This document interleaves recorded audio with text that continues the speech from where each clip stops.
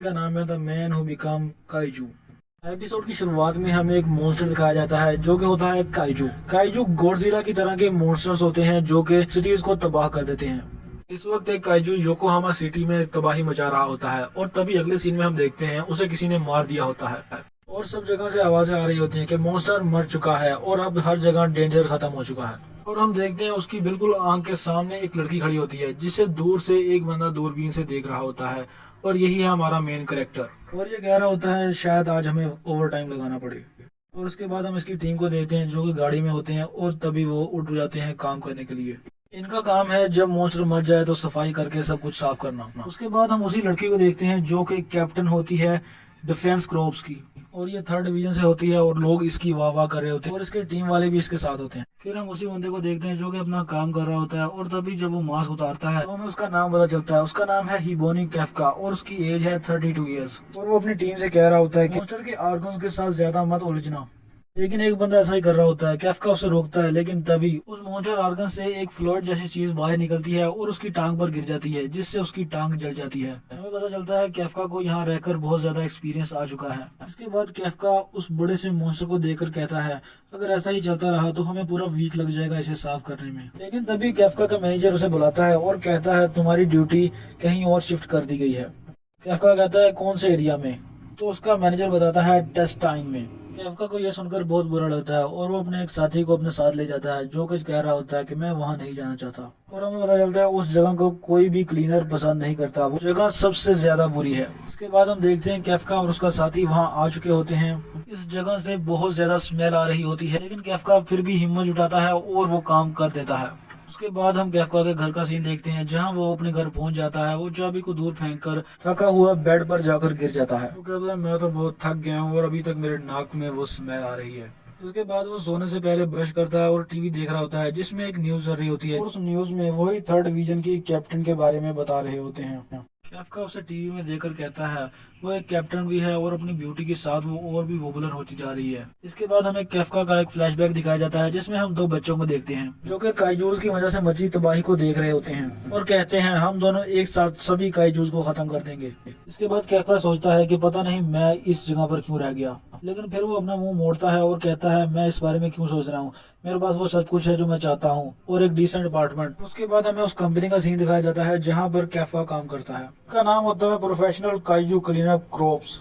और हमें पता चलता है कैफका को यहाँ बुलाया होता है। कैफका जैसे ही रूम में जाने वाला होता है उसे पीछे से एक बंदा आवाज देता है जो कि एक सीनियर ऑफिसर होता है और उसके साथ एक लड़का भी होता है। इस लड़के का नाम होता है इचिकावा और इसकी एज होती है 18। वो ऑफिसर कैफका से कहता है कि ये लड़का नया है और ये ज्वाइन करेगा हमारी टीम को। वो ऑफिसर उस लड़के को कैफका के बारे में भी बताता है कि कैफका पहले डिफेंस ग्रुप का हिस्सा रह चुका है लेकिन इसने गिव अप कर दिया। कैफका अपने मन में सोचता है आखिर ये हर बार मेरी बेइज्जती क्यों करता है।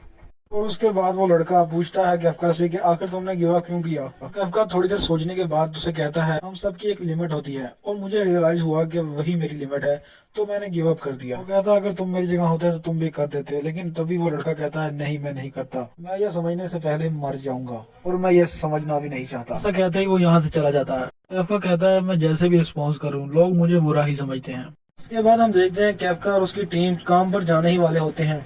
ये मैनेजर उसे फिर से आवाज लगाता है और कहता है तुम्हारी फिर से शिफ्टिंग कर दी गई है और फिर से उसी जगह में की गई है। कैफका ये बात सुनकर खुद को कोसने लगता है और उसके बाद उसके पास आकर कहता है क्यों, आखिर मैं ही क्यों, 2 दिन मैंने ऐसे ही काम किया उसमें।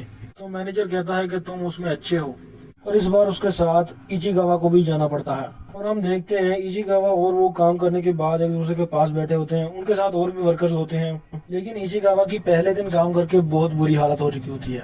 कैफका से देखता है और मन में हंसते हुए कहता है पहले तो ये बड़ी बड़ी बातें कर रहा था, अब क्या हुआ। लेकिन उसके बाद वो उसे एक बोतल देता है जिसमें अच्छी खुशबू आ रही होती है। वो कहता है इसे जल्दी से लगा लो। इचिकावा कहता है मुझे इसकी जरूरत नहीं, लेकिन कैफका उसे नाक बंद करने के लिए 2 पिल्स भी दे देता है और कहता है जल्दी इन्हें भी लगा लो। इचिकावा कहता है तुम क्या कर रहे हो, मुझे इसकी जरूरत नहीं है। लेकिन कैफका उसकी एक बात नहीं सुनता और जबरदस्ती उसकी नाक में ये पिल्स घुसा देता है। उसके बाद हम देखते हैं उन सब ने काम पूरा कर लिया होता है। कैफका उन सबसे कह रहा होता है गुड वर्क एवरीवन और फिर सारे वर्कर्स चले जाते हैं। लेकिन तभी उसके पीछे से इचिकावा आ जाता है। कैफका उसे देखकर कहता है तुम यहाँ क्यों आए हो, रिवेंज के लिए? और वो उससे फाइट करने के लिए तैयार हो जाता है। लेकिन इचिकावा उससे कहता है थैंक यू, मैं तुम्हारे बगैर आज का दिन भी गुजार नहीं सकता था। और इचिगावा की ये बात सुनकर कैफका बिल्कुल हैरान रह जाता है। इचिगावा कहता है मुझे बस यही कहना था, अब मैं चलता हूँ। और हाँ, एक और बात, डिफेंसिव क्रोप डिपार्टमेंट ने रिक्वायरमेंट्स में एज को 32 साल से बढ़ाकर 33 साल तक कर दिया है, क्योंकि आजकल बर्थ रेट बहुत ज्यादा कम हो चुका है। लेकिन ये तुम्हारी लाइफ है, तुम इसका डिसीजन लोगे, मैं नहीं। कैफका उसकी बातें सुनकर कहता है थैंक्स, मैंने तो जितना सोचा था तुम उससे भी ज्यादा अच्छे हो। इचिगावा कहता है बेवकूफ, मैंने तुम्हें सिर्फ रिक्वायरमेंट्स बताई हैं। और तभी इचिगावा के पीछे से एक इलेक्ट्री मॉन्स्टर आ जाता है। इचिगावा को भनक भी नहीं लगी होती और वो उसे खाने ही वाला होता है, लेकिन तभी कैफका उसे बचा लेता है। वो दोनों थोड़ी दूर जाकर गिरते हैं। उसके बाद इचिगावा कहता है ये तो एक अयुक्सिलरी काजू है, यानी ये एक असल काजू से कमजोर होता है। और वो फिर उनको खाने दौड़ता है, लेकिन कैफका इचिगावा को लात मारकर दूर कर देता है और खुद भी दूर हो जाता है। कैफका चिल्लाते हुए इचिगावा से बोलता है यहाँ से जल्दी से भागो, और जब तुम एक सेफ प्लेस पर पहुंच जाओ तो वहां जाके रिपोर्ट कर देना। लेकिन इचिगावा कहता है कि वो उसे छोड़ के नहीं जाएगा। तो कैफका कहता है कि अगर हम दोनों भी पहुंच जाएं तो भी हम यही करेंगे। उसके बाद वो फिर से चिल्लाते हुए कहता है तुम यहाँ मरना नहीं चाहोगे, तुम एक डिफेंसिव क्रोप बनना चाहते हो ना। ये सुनकर इचिगावा अपना सर नीचे करता है और भाव से भाग जाता है। इससे कैफका अकेला ही उस मॉन्स्टर के सामने रह जाता है। वो मॉन्स्टर उस पर अपने पंजे से हमला करता है और उसे काफी चोट आ जाती है। कैफका अपने मन में सोच रहा होता है तो क्या ये ऐसे एंड होगा। और उसके बाद उसे अपने पास की यादें आने लगती हैं। इसमें हम फिर से उन्हें दो बच्चों को देखते हैं। उनमें से एक होता है खुद कैफका और दूसरी होती है 3rd डिवीजन की कैप्टन शिरोमिना। अब ये दोनों छोटे थे तो ये दोनों एक ही स्कूल में पढ़ते थे और इनका घर बार सब कुछ तबाह हो चुका था एक काइजू की वजह से। तब इन्होंने फैसला किया था कि ये काइजू को नहीं छोड़ेंगे। लेकिन जब कैफका सुनता है कि ये लड़की होकर भी कह रही है तो आखिर तुम कैसे डिफेंसिव क्रोप बन सकती हो, तो वह कहती है कैफका तुम भी तो एक स्कूल के बच्चे हो। जिसके बाद वो दोनों कहते हैं ठीक है तो हम बैट लगाते हैं, कौन बनेगा कूल डिफेंसिव क्रोप। अब हम फिर से प्रेजेंट का सीन देखते हैं जहाँ पर वो काइजू अपना हाथ मार कर फिर से उठाता है और हम देखते हैं इस हाथ के नीचे कैफका की टांग कुचली जाती है। कैफका को बहुत ज्यादा दर्द हो रहा होता है। वो कह रहा होता है मैंने ऐसे बनने का तो नहीं सोचा था।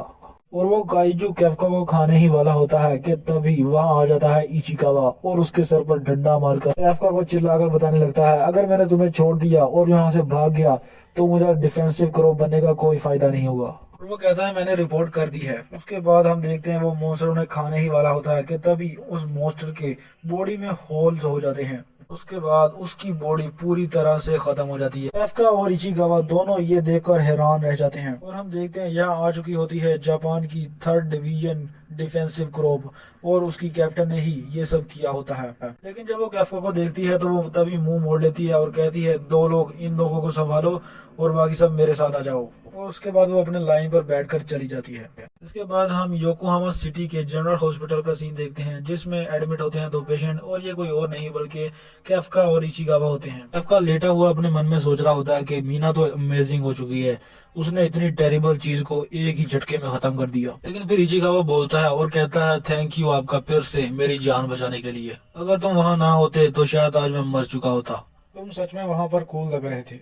ये बात सुनते ही कैफका की आंखें खुल जाती हैं और उसे अपनी पास की वही बात याद आती है जब उसने मीना से कहा था कि हम बैट लगाते हैं कि कौन सबसे कूल डिफेंसिव क्रोप बनेगा। और उसके बाद इचिगावा कहता है तुम्हें जरूर डिफेंसिव क्रोप बनना चाहिए था। इस पर कैफका भी अपने सर पर मुक्का मारता है और खुद से ही कहता है कि कितनी देर तक तुम यही दिखाओगे कि तुम देख ही नहीं सकते। और वो इचिगावा से कहता है अब मैं फिर से जाऊंगा और डिफेंसिव क्रोप को ज्वाइन करूंगा।